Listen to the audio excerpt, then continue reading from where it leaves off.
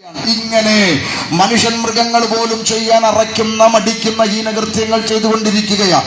അപ്പോൾ എന്താണ് ഇതിന്റെയൊക്കെ ഒരു മൂല കാരണം? എന്തുകൊണ്ടാണ് കണ്ടുപിടുത്തങ്ങളും ടെക്നോളജിയും ശാസ്ത്രവും സയൻസും എല്ലാം കുതിച്ചുയർന്ന് മേപ്പോട്ട് പോകുമ്പോൾ മനുഷ്യന്റെ ധാർമ്മികത മാത്രം എന്തുകൊണ്ടാണ് കീപ്പോട്ട് പോകുന്നത്? ഈ മനുഷ്യന്റെ കൊച്ചുബുദ്ധിയിൽ എന്തെല്ലാം കണ്ടുപിടുത്തങ്ങൾ ഉരുവായ ലോകമാണിത്.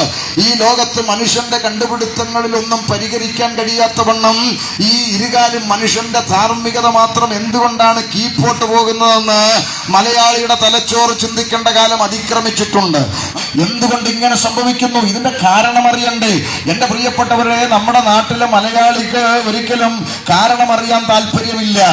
ഒരു മനുഷ്യന് കിഡ്നിക്ക് പ്രയാസമുണ്ടായി, ഒരു മനുഷ്യന്റെ ശരീരത്തിൽ കിഡ്നിക്ക് തകരാറുണ്ടായി. ആ മനുഷ്യന് കിഡ്നി അടിച്ചു പോയപ്പോൾ ആ മനുഷ്യന്റെ കൈയും കാലിലും മുഖത്തുമൊക്കെ നീര് പോലെ പൊങ്ങി വരാൻ തുടങ്ങി. ഈ മനുഷ്യൻ ആദ്യം ഒരു അടുത്തുള്ള ക്ലിനിക്കിൽ പോയി കണ്ടു. അവിടുന്ന് ഒരു ഇഞ്ചക്ഷൻ എടുത്തു, കുറവില്ല.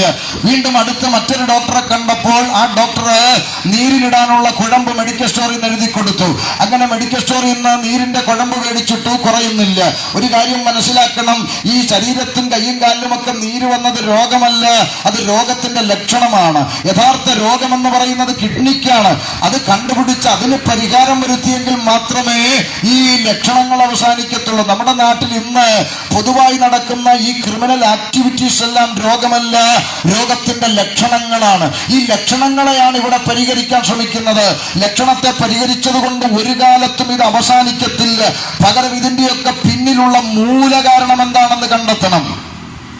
അവിടെയാണ് പരിഹാരം വരുത്താൻ കഴിയുന്നത്. ചിന്തിക്കണം, ഈ ലഹരിയുടെ വിപത്ത് ഇങ്ങനെ കാലങ്ങളായി നമ്മുടെ നാട്ടിൽ തുടരുന്നില്ലേ?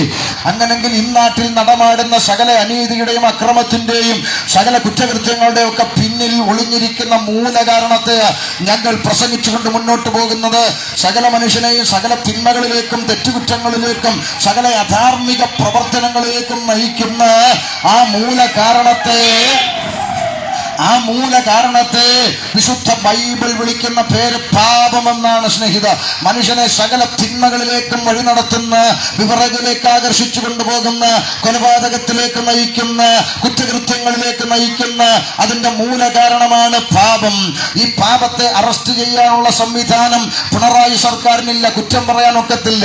കാരണം പാപം ഒരു വ്യക്തിയായിരുന്നെങ്കിൽ സഖാവിനൊരു പരാതി കൊടുത്ത് അവനെ അറസ്റ്റ് ചെയ്ത് ജയിലിലോട്ടിട്ട് പൂട്ടി നാടെന്നേ രക്ഷിക്കാൻ കഴിയുമായിരുന്നു. പാപം ഇതുപോലൊരു വടവൃക്ഷമായിരുന്നെങ്കിൽ ഒരു പണിക്കാരനെ വിളിച്ച് വേരോടെ അതിനെ വെട്ടിക്കളഞ്ഞെന്നേ നാടിനെ രക്ഷിക്കാൻ കഴിയുമായിരുന്നു. പാപം ഒരു വസ്തുവായിരുന്നെങ്കിൽ അല്പം പെട്രോൾ ഒഴിച്ച് കത്തിച്ചതിന്റെ ചാരമെടുത്ത് പമ്പയിലോ കാവേരിയിലോ ഒഴുക്കി എന്നേ നാടിനെ രക്ഷിക്കാമായിരുന്നു. എന്തുകൊണ്ട് ഇതൊന്നും സാധിക്കുന്നില്ല? ഉത്തരം, വെട്ടിക്കളയാൻ കഴിയുന്ന ഒരു വൃക്ഷമല്ല പാപം, കത്തിച്ചു കളയാൻ കഴിയുന്ന ഒരു വസ്തുവല്ല പാപം, അറസ്റ്റ് ചെയ്യാൻ കഴിയുന്ന ഒരു മനുഷ്യനല്ല പാപം. പിന്നെയോ മനുഷ്യന്റെ ഹൃദയക്കൂടിന്റെ അകത്ത് കുടിയിരിക്കുന്ന അദൃശ്യമായ ഇരുട്ട്, ആ ഇരുട്ടിൽ നിന്നാണ് മനുഷ്യന് മോക്ഷം ലഭിക്കേണ്ടത്. കണ്ടുപിടുത്തം മേപ്പോട്ട്, സയൻസ് മേപ്പോട്ട്, ശാസ്ത്രം മേപ്പോട്ട്, സകലതും മേപ്പോട്ട്, മനുഷ്യന്റെ സ്വഭാവം കീപ്പോട്ട്. പണ്ട് സ്വന്തം പെൺകുഞ്ഞുങ്ങളെ വെറുതെ വിടുമായിരുന്നു, കരുണ കാണിച്ചിരുന്നു. ഇന്ന് സ്വന്തം പെൺമക്കളെ പോലും വെറുതെ വിടാത്ത ചെകുത്താന്മാര്, ഇരുകാലി മനുഷ്യന്മാര്. അങ്ങനെ കീപ്പോട്ടാണ് മനുഷ്യന്റെ ധാർമ്മികത വെക്കൊണ്ടിരിക്കുന്നത്. മൂക്കിൽ ശ്വാസമുള്ള മലയാളിയുടെ കണ്ടുപിടുത്തത്തിൽ എന്തെല്ലാം കണ്ടുപിടുത്തങ്ങൾ ഈ ലോകത്തിന് സംഭാവന ചെയ്തിട്ടുണ്ട്. പക്ഷെ ഇന്ന് വരെ ഈ മനുഷ്യന്റെ തിന്മയുടെ, കുറ്റകൃത്യത്തിന്റെ, അധാർമികതയുടെ പിടിയിൽ നിന്ന് അവനെ രക്ഷിച്ചെടുക്കാൻ കഴിയുന്ന ഏതെങ്കിലും ഒരു റോബോട്ടുകളോ ഏതെങ്കിലും ഒരു കണ്ടുപിടുത്തങ്ങളോ സംവിധാനങ്ങളോ ഇപ്പോൾ ഈ പ്രസംഗിക്കുന്ന നിമിഷം വരെ ഇവിടെ ഉണ്ടായിട്ടില്ല. അതാ ഞാൻ പറഞ്ഞത്, പാപത്തെ അറസ്റ്റ് ചെയ്യാനുള്ള ഒരു കണ്ടുപിടുത്തം ഇവിടെ ഉണ്ടായിട്ടില്ല.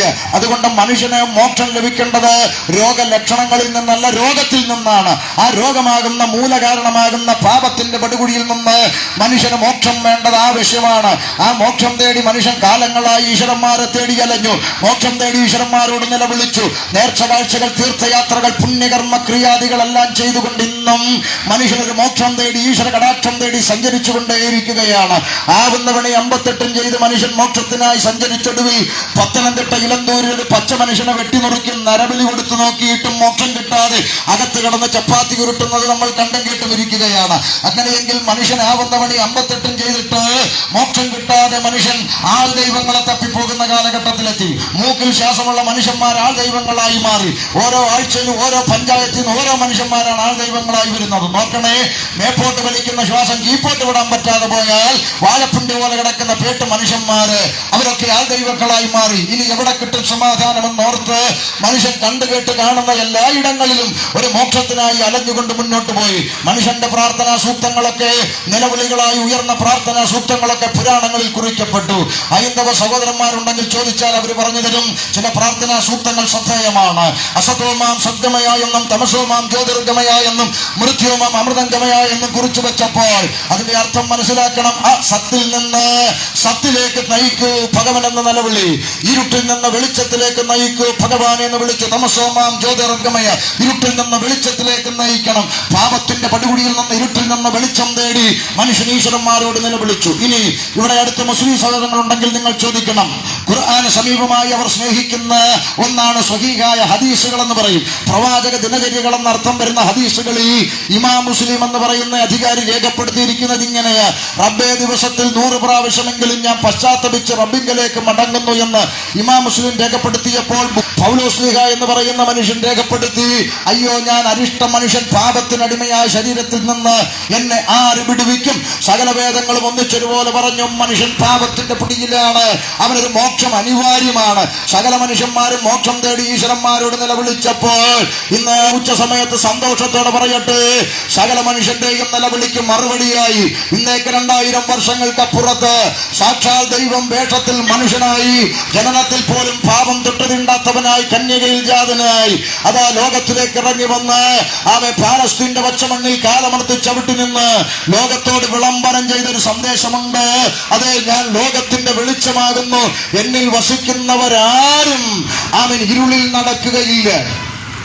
എന്റെ പ്രിയപ്പെട്ട കാരാഴ്മ മാർക്കറ്റ് ജംഗ്ഷനിലെ മാന്യ ശ്രോതാക്കളെ, ഞാൻ ലോകത്തിന്റെ വെളിച്ചമാണെന്ന അവകാശത്തോടെ അധികാരത്തോടെ ലോകത്തോട് പ്രസ്താവിച്ച, ലോകം കണ്ട ഒരേ ഒരു പ്രസംഗകൻ, ലോകം കണ്ട ഒരേ ഒരു പ്രവാചകൻ, ലോകം കണ്ട ഒരേ ഒരു മഹാഗുരു, ലോകം കണ്ട ഒരേ ഒരു യുഗപുരുഷൻ, ഞാൻ പ്രസംഗിക്കുന്ന യേശു ക്രിസ്തു എന്ന യുഗപുരുഷന്റെ സന്ദേശമാണ്. അപ്പൊ ചില ആളുകൾ ചിന്തിക്കും, ഓ, അത് നിങ്ങൾക്ക് ക്രിസ്ത്യാനിക്കല്ലേ രക്ഷയുള്ളൂ, ഞങ്ങളെന്താ ചെയ്യും എന്നാ ചോദ്യമെങ്കിൽ തെറ്റിദ്ധാരണ തിരുത്തണം. ഇവിടെ പ്രസംഗിച്ചു കൊണ്ട് നിൽക്കുന്ന എന്റെ പേര് ഷമീർ എന്നാണ് കേട്ടോ. ബാപ്പാന്റെ പേര് അബ്ദുൽ സലാം എന്നും ഉമ്മാന്റെ പേര് ജമീല ബീവി എന്നുമാണ് കേട്ടോ. ഒരു പാരമ്പര്യ ഇസ്ലാമി കുടുംബത്തിൽ ജനിച്ച് ചെറിയ പ്രായത്തിൽ തൊപ്പിയിട്ട് മദ്രസയിൽ മതപഠനത്തിനായി കടന്നുപോയി നമസ്കാരവും നോമ്പും ഇസ്ലാമിക ചിട്ടകളൊക്കെ അനുസരിച്ച് വന്ന് ജീവിച്ച് യൗവനകാലമെത്തിയപ്പോൾ തലതിരിഞ്ഞു പോയി. അതാ ഞാൻ പറഞ്ഞത്, കുറ്റകൃത്യത്തിന് ജാതിയില്ലല്ലോ, കുറ്റകൃത്യത്തിന് മതമില്ലല്ലോ, തിന്മയ്ക്കും മതവും ജാതിയൊന്നുമില്ലല്ലോ. അതുകൊണ്ടല്ലേ സർക്കാരിന്റെ ഇരുമ്പഴിക്കകത്ത് തോമസ് കുട്ടിയും നാരായണൻകുട്ടിയും അമ്മദ് കുട്ടിയും പ്രതിയായി കിടക്കുന്നത്? കുറ്റകൃത്യത്തിന് മതമില്ലാത്തത് കൊണ്ട്. ഇന്നേക്ക് 23 വർഷങ്ങൾക്ക് മുമ്പ് പൊട്ടന്മാരെ പോലെ ഇവരിൽ നിന്ന് വിളിച്ചു പോകുന്ന ഈ സന്ദേശം എന്താന്ന് ഒന്ന് കേട്ടുകളയാ. എന്താ സംഗതി കേൾക്കുന്നുണ്ട്, കുഴപ്പമൊന്നുമില്ലല്ലോ, ഒന്ന് കേട്ടുകളയാമെന്ന് ചിന്തിച്ച് ചെവി കൊടുത്തപ്പോൾ ഒരു മുഴം കയറിലോ ഒരു കുപ്പി വിഷത്തിലോ ജീവിതം തീർത്ത് കളയാമെന്ന് ചിന്തിച്ചിരുന്ന ഞാനും എൻ്റെ ഉമ്മയും പെങ്ങന്മാരും ജീവിതത്തിന്റെ എല്ലാ പ്രതീക്ഷകളും അസ്തമിച്ച് ആത്മഹത്യ ചെയ്യാമെന്ന് ചിന്തിച്ചിരുന്നിടത്താണ് ഈ സന്ദേശം കാതുകളിൽ വന്ന് പതിച്ചപ്പോൾ ഇന്ന് അഭിമാനത്തോടെ ഈ ഉച്ചവെയിലത്ത് പറയട്ടെ, കഴിഞ്ഞ 23 വർഷമായി ജീവിതത്തിന്റെ ചരിത്രം മാറ്റിമറിച്ച് ബാപ്പയ്ക്കും അമ്മയ്ക്കും പെങ്ങന്മാർക്കും കുടുംബത്തിനുമൊക്കെ കൊള്ളാവുന്നവനായി ജീവിതത്തിന്റെ ചരിത്രം മാറ്റിമറിച്ച ഒരേ ഒരു സന്ദേശം, അതാണ് ഞങ്ങൾ വിളംബരം ചെയ്യുന്ന ശ്രീ യേശുക്രിസ്തുവിന്റെ സുവിശേഷം എന്ന സന്ദേശം. എൻ്റെ ഇടത് ഭാഗത്തൊരു സഹോദരൻ നിൽപ്പുണ്ട്, നിങ്ങൾക്ക് കാണാം. അദ്ദേഹത്തിൻ്റെ പേര് രാംലാൽ രാമചന്ദ്രൻ. ഓച്ചിറ സ്വദേശി. ഓച്ചിറ ഉത്സവത്തിന് ഓച്ചിറ കാളയായി തുള്ളിക്കളിച്ച് കള്ളും കുടിച്ച് ഓടയിൽ കിടന്ന രാംലാൽ രാമചന്ദ്രനാണ് ഇടതുവശത്ത് നിൽക്കുന്നത്. ആകയാൽ അനുഭവത്തിൻ്റെ പശ്ചാത്തലത്തിൽ നിന്ന് ജാതി മതവർണ്ണവർഗ വ്യത്യാസമില്ലാതെ ഫ്രാൻസിസും പ്രിൻസ് വർഗീസും ഷമീർ അബ്ദുൽ സലാമും രാംലാൽ രാമചന്ദ്രനും ഒന്നിച്ചൊരേ സ്വരത്തിൽ കാരാഴ്മയോട് വിളംബരം ചെയ്യുന്നു, മറ്റൊരുത്തനും രക്ഷയില്ല. മാനവജാതിക്ക് പാപത്തിൻ്റെ തെറ്റിന്റെ ഇരുട്ടിന്റെ തിന്മയുടെ പടുകുഴിയിൽ നിന്ന് മോക്ഷം പ്രാപിപ്പാൻ, നന്നായി നടക്കാൻ, നന്മയിലേക്ക് നടക്കാൻ, നന്നായി ജീവിപ്പാൻ ആകാശത്തിന്റെ കീഴിൽ മനുഷ്യരുടെ ഇടയിൽ നൽകപ്പെട്ട ഏകം നാമം, അത് കർത്താവ് യേശു ക്രിസ്തു എന്ന ഏകം നാമമല്ലാതെ മറ്റൊരുത്തനിലും രക്ഷയില്ല.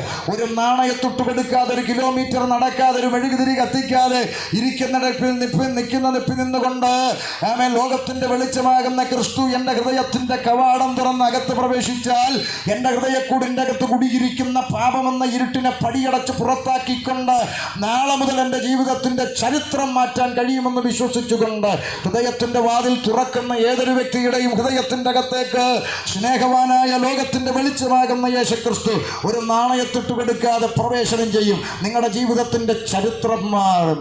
ഞങ്ങളെ ആരുടെയും പേരും മതവും സർട്ടിഫിക്കറ്റ് ഒന്നും മാറിയിട്ടില്ല. ഞങ്ങളുടെയൊക്കെ ജീവിതം മാറി. ഇന്നലെ വരെ ജീവിച്ച ജീവിതം മാറി. ഇന്നലെ വരെ മറ്റുള്ളവരെ ദേഷ്യത്തോടും പകയോടുമൊക്കെ കണ്ടിരുന്ന പശ്ചാത്തലം മാറി. ഇന്നിപ്പം ഞങ്ങളുടെ മുമ്പിൽ കാവി ഉടുത്ത് വന്നാലും തൊപ്പിയിട്ട് വന്നാലും കൊന്തയിട്ട് വന്നാലും ഞങ്ങൾ തോളത്ത് കൈവച്ചുകൊണ്ട് ആദ്യം വിളിക്കുന്നത് ബ്രദറേന്ന്. ബ്രദർ, സഹോദര, എവിടെയാ വീട്, എന്താ പേര്? സകല മനുഷ്യനെ ഒന്നുപോലെ കാണാൻ കഴിയുന്ന ഒരു തലച്ചോറ് ഞങ്ങൾക്ക് കിട്ടി. അതുകൊണ്ടാണ് ഞങ്ങൾ സകല മനുഷ്യന്മാരോടും ഈ സന്ദേശം വിളംബരം ചെയ്യുന്നത്.